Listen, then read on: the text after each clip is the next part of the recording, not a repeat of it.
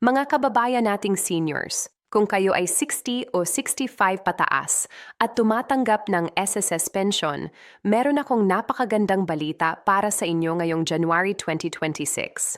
Mga kaibigan, umupo muna kayo. Huminga ng malalim at pakinggan ninyo ito dahil ito ay tungkol sa pera na talagang sa inyo na. Hindi ito daya, hindi ito fake news, at hindi ito nangyari kahapon lang. Ito ay opisyal mula sa Social Security System mismo. Ngayong taon, maraming retires na katulad ninyo ang makakaabot na sa average na 6,000 buwan ng pensyon o higit pa dahil sa Historic Pension Reform Program na nagsimula noong September 2025. Pero ang mas maganda pa dyan, January 2026 na ngayon, at nandito na ang ikalawang tranche or dagdag na increase na inilabas ng SSS. Ang ibig sabihin, hindi lang basta isa. Dalawa na ang taasan ng inyong pensyon sa loob lamang ng ilang buwan. Kaya kung hindi pa ninyo nakikita ang bagong halaga sa inyong bank account or UMID ATM card, huwag kayong mag-alala. Ipapaliwanag ko sa inyo lahat ng kailangan ninyong malaman mula sa kung magkano talaga ang inyong makukuha, kailan dadating at ano ang dapat ninyong gawin para masigurado na walang mawawala sa inyo. Ang totoo, marami sa atin ang naghihintay ng taasan ng pensyon simula pa nung mga nakaraang taon. Alam natin lahat na tumataas ang presyo ng bilihin, ng gamot, ng kuryente, ng tubig, ng lahat-lahat. Yung dating 44,000 or 5,000 buwan ng pensyon, parang hindi na sapat para mara. Kaya noong marinig natin ang balitang ito, noong kalagitnaan ng 2025, parang hindi kami makapaniwala. Pero totoo nga, ito mga kaibigan, ang Pangulo mismo si President Ferdinand Marcos Jr. kasama ang Finance Secretary Ralph Recto at ang Social Security Commission ay pumirma ng Pension Reform Program na 3 taon na gradual na pagtaas ng pension mula September 2025 hanggang September 2027. Ito ang unang pagkakataon sa 68 taong kasaysayan ng SSS na magkaroon ng multi-year structured pension increase na ganito kalaki. Wala pong patong, wala pong kailangan bayaran, at wala pong kailangan ipasa na papel. Automatic ang lahat. Ngayon, pag-usapan natin ang mga numero dahil ito ang mahalaga sa inyo. Kung kayo ay retirement pensioner or disability pensioner, ang inyong pension ay tumaas ng 10% noong September 2025 at ngayong January 2026.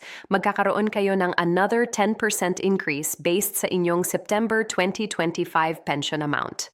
Kung survivor pensioner naman kayo, ang inyong pension ay tumaas ng 5% noong September 2025 at ngayong January 2026, makakatanggap din kayo ng another 5% increase. Halimbawa, kung dating 42 to 1923 ang inyong average monthly pension bago ang reform program, ito ay naging mga 5 to 1 noong September 2025 pagkatapos ng first tranche. Ngayong January 2026 dahil sa second tranche, ito ay aabot na sa mga 5,957 at sa September 2027.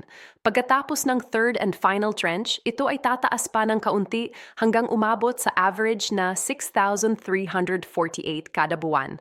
Ang ibig sabihin sa loob ng 3 taon, ang average pension ay tumaas ng 33% para sa retirement at disability pensioners at 16% para sa survivor pensioners. Mga kaibigan, ito ay malaking bagay. Ito ay dagdag na 1,025 kada buwan pagkatapos ng 3 taon. Yan ay may pantustos sa gamot, bigas, kuryente at tubig. Marami ang nagtatanong, kailan ba talaga lalabas ang pera sa January 2026? Ito ay mahalagang tanong dahil may schedule ang SSS na sinusundan. Ang SSS ay may 2 batch ng payout kada buwan. Ang batch 1 pensioners, yung mga may date of contingency or retirement date na nagsimula ng mas maaga, ay nakatanggap na ng kanilang pensyon para sa January 2026 noong kalagitnaan ng December 2025 dahil ang January 1 ay holiday. Yung iba naman sa batch 1 ay nakatanggap ng mga December 27 or 28 dahil holiday ang December 30 at 31. Ang Batch 2 pensioners naman karaniwang nakakatanggap ng pensyon nila sa January 16, 2026. Pero ito ay depende sa inyong date of contingency na nakalagay sa inyong SS records. Kung hindi ninyo alam kung aling batch kayo, maaari ninyong i-check sa inyong may SSS account online o tumawag sa SSS hotline sa 14 or 55 or pumunta sa pinakamalapit na SSS branch. Ang important, huwag kayong magmadali o magpanik kung hindi pa dumarating ang pera sa inyo dahil may proseso ang SSS na sinusundan. Pero kung lagpas na ng ilang araw at wala pa rin, kailangan ninyong i-verify sa SSS kung tama ang inyong bank details o UMIDM card enrollment. Ngayon, kailangan nating pag-usapan ang isang mahalagang bagay na bihirang binabanggit ng iba at ito ay ang tungkol sa mga posibleng problema o sellbacks. Ang clawback ay ang pagbalik ng pera kung may error o na nangyari. Mga kaibigan, dapat ninyong malaman na kung may problema sa inyong SS records, halimbawa ay may dependent na hindi na qualified dahil nag-asawa na o nagtrabaho na o may overpayment sa nakaraang buwan, ang SSS ay may karapatan na bawasan ang inyong pensyon sa susunod na buwan para mabawi ang labis na nabayad. Ito ay hindi dahil sa sama ng loob ng SSS. Ito ay dahil sa batas at audit requirements, kaya napakahalaga na palagi ninyong i-update ang inyong record sa SS. Kung may dependent kayo na nag-graduate na or nag-asawa na, kailangan ninyo agad itong i-report sa SSS para hindi kayo makakuha ng labis na bayad na kailangan ninyong ibalik mamaya. Ito ay nakakabahala dahil maraming seniors ang hindi alam ang rule na ito at nagulat na lang na binawasan ang kanilang pensyon. Dagdag pa rito, mayroon ding mga hidden benefits na hindi alam ng maraming pensioners. Una, lahat ng SSS pensioners ay nakakatanggap ng 13th month pension every December. Ito ay equivalent ng isang buwan ng inyong regular pension. Kung ang inyong pension ay $6,000 sa December 2026, ang 13th month pension ninyo ay $6,000 din. Pangalawa, may additional benefit allowance na $1,000 per month na ibinibigay sa lahat ng retirement pensioners simula January 2017. Ito ay bukod pa sa inyong basic pension. Pangatlo, kung may dependent children kayo na edad 21 pababa, at hindi pa nag-aasawa, kayo ay may karapatan sa dependence pension na equivalent to 10% ng inyong monthly pension or $250, whichever is higher per dependent child. Maraming pensioners ang hindi nag-claim nito dahil hindi nila alam na may ganito. Kaya i-check ninyo ang inyong My SSS account at tingnan kung naka-enroll ba ang inyong mga anak bilang dependents. Kung hindi, pumunta sa SSS branch at dalhin ang birth certificates ng inyong mga anak para ma-claim ang dependence pension. Tungkol naman sa buwis o tax, ang magandang balita ay ang SSS pension ay exempt from income tax sa Pilipinas. Ibig sabihin, ang buong halaga na natatanggap ninyo ay sa inyo na talaga. Walang babawas na withholding tax tulad ng sa sweldo ng mga empleyado. Ito ay dahil sa Tax Reform for Acceleration and Inclusion Train Law na in-implement noong 2018. Kaya kung sino man ang nagsasabi sa inyo na may babayaran kayong buwis sa inyong pensyon, fake news yan, huwag kayong maniwala. Walang kailangang bayaran. Ngayong alam na ninyo ang mga numero at schedule, pag-usapan naman natin ang practical tips para ma-maximize ang inyong retirement income. Una, siguraduhing updated ang inyong bank account o UMIDM card na enrolled sa SS. Maraming pensioners ang nag-switch ng bank or nawalan ng ATM card pero hindi nag-update sa SSS, kaya delayed ang kanilang pensyon. Kung kailangan ninyong magpalit ng bank account, gawin ninyo ito through the disbursement account. Enrollment module them sa MySS portal. Kailangan ninyong mag-upload ng picture ng inyong bank passbook or ATM card na may pangalan at account number. Ang proseso ay tumatagal ng ilang araw bago ma-approve, kaya gawin ninyo ito ng maaga.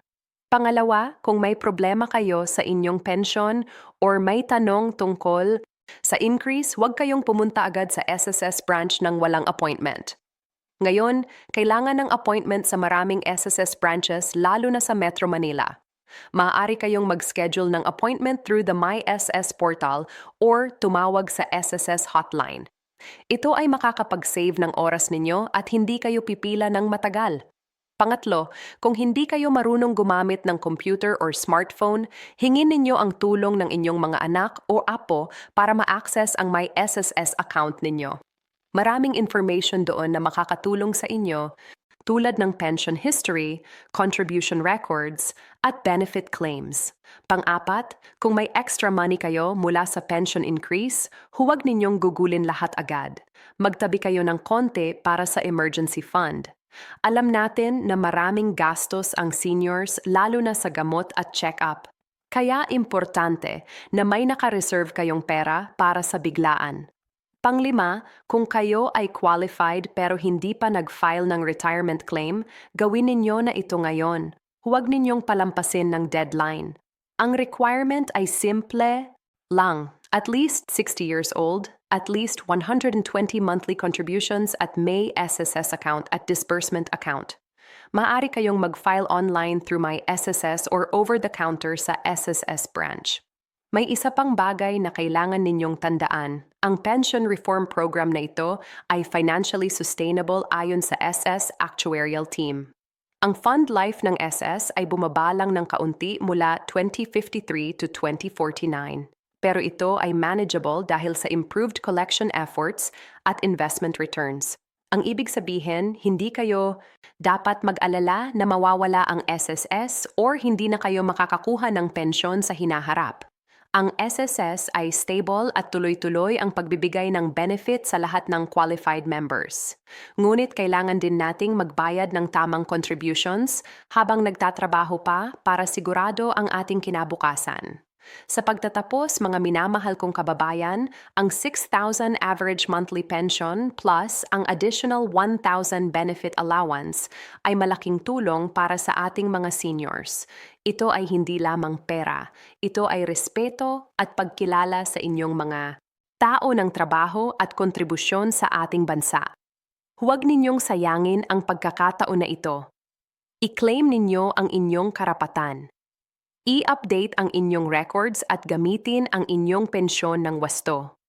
Kung may mga katanungan kayo o hindi ninyo naiintindihan ang sinasabi ko, magtanong kayo sa inyong mga anak. Pumunta sa SSS branch or tumawag sa hotline. Maraming tao ang handang tumulong sa inyo at lagi ninyong tandaan ang SSS pension ay para sa inyo. Kaya bantayan ninyo ito at siguraduhing nakukuha ninyo ang tamang halaga bawat buwan. Salamat sa pakikinig at sana nakatulong ang video na ito sa inyo. Magdiwang tayo dahil sa wakas may dagdag na kita ang ating mga seniors. Mabuhay ang mga pensioners ng Pilipinas. Yeah!